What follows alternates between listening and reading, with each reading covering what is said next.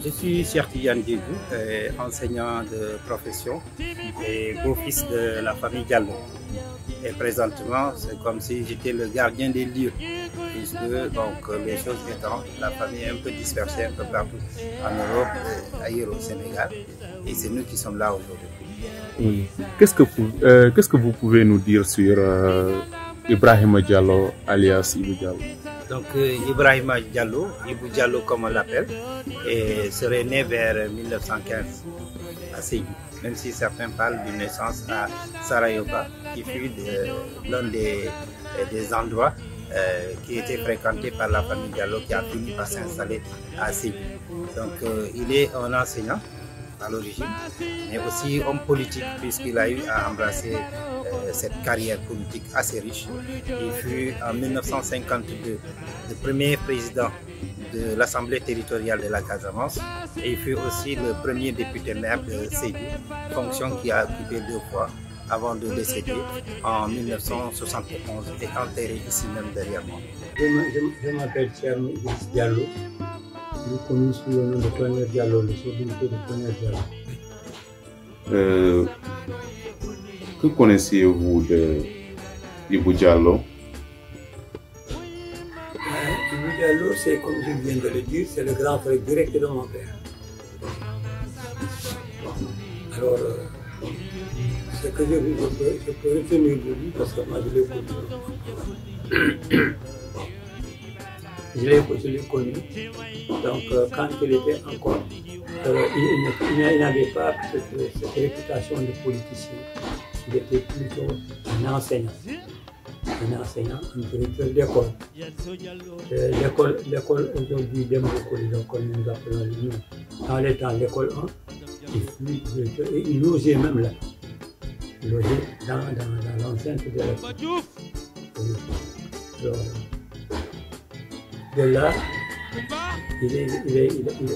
il a servi ailleurs aussi. Par exemple, il était dans le Bignona, vers les Tchonkessil et tout ça là. Il avait dit dans le récit là et ensuite il est revenu là et il est resté avec un certain Mapati Diagne, comme nous appelons communément Monsieur Diagne. Mapati Diagne, donc après Mapati Diagne. Quelqu'un qui nous est venu de Saint-Louis, il n'est pas précisément de Saint-Louis, mais je ne sais pas, Gandiol ou à côté de Santuka, dans le lieu de Saint-Louis. Donc, qui a servi à Sédhiou, qui était, n'est-ce pas, aussi, partie de son formateur à lui. Il a laissé comme héritage. Oh, Ibou Diallo a laissé un riche héritage. D'abord, quand vous parlez de Ibou Diallo, c'est en termes de vertu. On vous parle de son courage, on vous parle de son abnégation, on vous parle de toujours sa propension à être toujours premier quelque part. C'est quelqu'un aussi, on vous dira, en politique comme dans la vie de tous les jours, il ne se laissait faire par qui que ce soit. Donc c'est ce qu'on retient d'abord de cet homme, brave, mais aussi généreux. On vous parlera un peu partout de plusieurs jeunes qui sont passés par là, par cette maison. Et certains même, on nous disait qu'il essayait de voir dans Sédhiou, dans les quartiers. À certains moments, il rassemblait les petits garçons et les amenait à la circoncision. Tout cela assez frais. Donc c'était un rassembleur. Voilà les vertus que l'on pourrait retenir d'Ibou Diallo.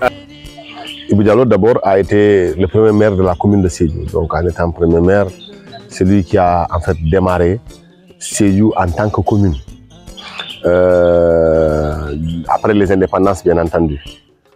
Bon, je ne connais pas franchement de grandes réalisations de lui parce qu'en réalité, je me suis amusé un peu à revisiter un peu sa vie, mais on ne trouve pratiquement pas d'écrit sur sa vie et son œuvre. Mais de mon père et de quelques anciens avec qui j'ai discuté, je sais que c'est quelqu'un qui a beaucoup contribué au développement de l'éducation dans la commune de Sédhiou, puisque c'est quelqu'un qui avait un leadership affirmé, qui était d'un grand charisme et disons, les gens s'opposaient à lui difficilement. Mon père m'a raconté que dans leur jeune âge, que tous les enfants qui traînaient et qui n'allaient pas à l'école, de force, il les amenait à l'école. Donc, par là, il a beaucoup contribué quand même au développement de l'éducation dans la commune de Sédhiou, puisque voilà, beaucoup de personnes racontent que s'ils sont allés à l'école, si elles sont allées à l'école, pardon, que c'est grâce à Ibou Diallo. Mais maintenant, par rapport à ses réalisations en tant que maire, par rapport à son œuvre, vraiment, je ne saurais vous dire beaucoup de choses parce que, en réalité, les sources manquent pour retracer ces aspects saillants de sa vie. D'abord, comme je l'ai dit, c'est un enseignant de profession. Donc, c'est quelqu'un qui a poussé à scolariser les jeunes de cette région, de son département, de sa région. Avant, on a dit qu'une seule région ici, c'était la région de Casamance. Bon, et la région de Casamance, bon, avec les autres, bon, on n'était que cette région. Vous voyez, enfin, n'est-ce pas, cette multitude de régions, et tout ça. Selon les époques. Bon, à leur époque, il y avait cette région. Et eux, ils ont tout fait pour, n'est-ce pas, faire avancer l'éducation au niveau de leur région sud. Et effectivement, il n'était pas seul, il y avait les Émile Badian. Donc, c'est des gens qui étaient déjà sur la formation. Avez-vous un souvenir de son conflit avec le gouvernement de l'époque Senghor, Léopold Senghor. Au début, Ibou et Senghor, ben, c'est Ibou qui a fait connaître Senghor en Casamance. Ils étaient, bon, ils se sont retrouvés peut-être en Europe, ils se sont connus peut-être à Dakar et tout ça, Gorée, au début. Alors, Ibou, son conflit avec Senghor est venu après. Quand Ibou était là avec les Émile Badian, ils avaient formé, n'est-ce pas, leur MFDC, le MFDC en question. Ce n'est pas le MFDC que nous connaissons aujourd'hui. Voilà. Leur MFDC était plutôt une partie politique. Vous voyez. Et Senghor aussi avait son BDS.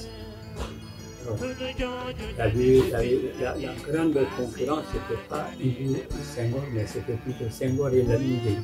C'est comme vous les dominez. Alors, Senghor, bon, il a eu le soutien de Ibou Diallo ici, donc Ibou Diallo et ses compagnons du MFDC. Bon, d'accord. Ensuite, ils ont dissous le MFDC pour, n'est-ce pas, adhérer, n'est-ce pas, au parti de Senghor. Le parti de Senghor qui, par la suite, est devenu, a changé d'appellation. Je suis Cheikh Tidiane Dibou, enseignant de profession et beau-fils de la famille Diallo. Et présentement, c'est comme si j'étais le gardien des lieux, puisque donc, les choses étant, la famille est un peu dispersée un peu partout en Europe, ailleurs au Sénégal, et c'est nous qui sommes là aujourd'hui. Oui. Qu'est-ce que vous pouvez nous dire sur Ibrahima Diallo, alias Ibou Diallo? Donc Ibrahima Diallo, Ibou Diallo comme on l'appelle, serait né vers 1915 à Sédhiou, même si certains parlent d'une naissance à Sarayoba, qui fut l'un des endroits qui était fréquenté par la famille Diallo, qui a fini par s'installer à Sédhiou. Donc il est un enseignant à l'origine, mais aussi homme politique, puisqu'il a eu à embrasser cette carrière politique assez riche. Il fut en 1952 le premier président de l'Assemblée territoriale de la Casamance et il fut aussi le premier député maire de Sédhiou, fonction qu'il a occupé 2 fois avant de décéder en 1971 et enterré ici même derrière moi. Quand l'administration ne faisait pas les choses normalement, Diallo avait le courage, n'est-ce pas, d'aller voir le préfet. Enfin, on les appelait le commandant de cercle, parce que c'est lui, c'était pas n'est pas un département, c'était un cercle. Mhm. Et ça, c'est les appellations d'histoire. Donc, il savait s'opposer, n'est-ce pas, quand il voyait que les populations ne pouvaient pas leur imposer l'administration. Ça, ce combat-là qui a su mener. Vraiment, ça nous a marqué. On a montré qu'on ne devait pas se laisser faire. Il devait savoir se battre pour son pays, se battre pour sa région, pour son département. Là, vraiment, c'est quelque chose qui m'a beaucoup marqué. Ouais. Et qui a fait que l'on a finalement aussi copié un peu plus ce rythme-là. Nous avons constaté un oubli. Oui. Un oubli sur sa mémoire. Qu'est-ce qui explique ça? Un oubli. Cet oubli, bon, peut-être que c'est ma vision que je vous donne. Oui, c'est votre vision. C'est dû à ses positions politiques. Il n'était pas toujours d'accord avec tout le monde. Voyez. Bon, il avait eu d'abord le parti de l'ANG. Ça, c'était le premier combat qu'il a mené. Ensuite, il était avec quelqu'un qui est son grand frère et sur qui il comptait. Je vais nommer Alassane Seck, le doyen Alassane Seck, dont porte le nom de l'université de Ziguinchor. Donc, il y a eu beaucoup de comptes. Après, parce qu'à Saint-Sec non plus, on changeait de parti. Et c'est devenu le PRA. Le PRA sénégalais. Donc, entre le PRA et l'UPS, c'était chien et chat. Ouais, c'était chien et chat, il y avait des tendances. Oui, c'était difficile. Alors, ça, j'ai fait ça. Bon, et après le PRA, il y a eu une guerre interne au niveau même de l'UPS. Parce qu'on avait connu ce qu'on appelait des tendances. Voilà. Il y a eu des camarades de parti. Bon, évidemment, chacun voulait se positionner. C'était quelque chose de normal. Mais seulement, c'est la manière peut-être qu'il nous a gêné. La manière dont on va se manifester. Donc, ça, c'est. Selon vous, que voudrait-il faire pour que sa mémoire soit transmise aux jeunes générations? Que faudrait-il faire pour que sa mémoire... Et bon, lui, il a voulu, nous laisser, n'est-ce pas, sa vision. Sa vision, c'était quoi? C'était développer carrément sa région et faire de sa région une région, n'est-ce pas, avec beaucoup de cadres. Et heureusement qu'il a travaillé avec des cadres. Quand je veux nommer Ansoumadia, je veux nommer Ousmane, ou bien, comment dirais-je, Émile Badan de Bignona, vous voyez. Donc, il y avait aussi Yoro Kandé de Kolda. Donc, ils avaient n'est-ce pas, des positions.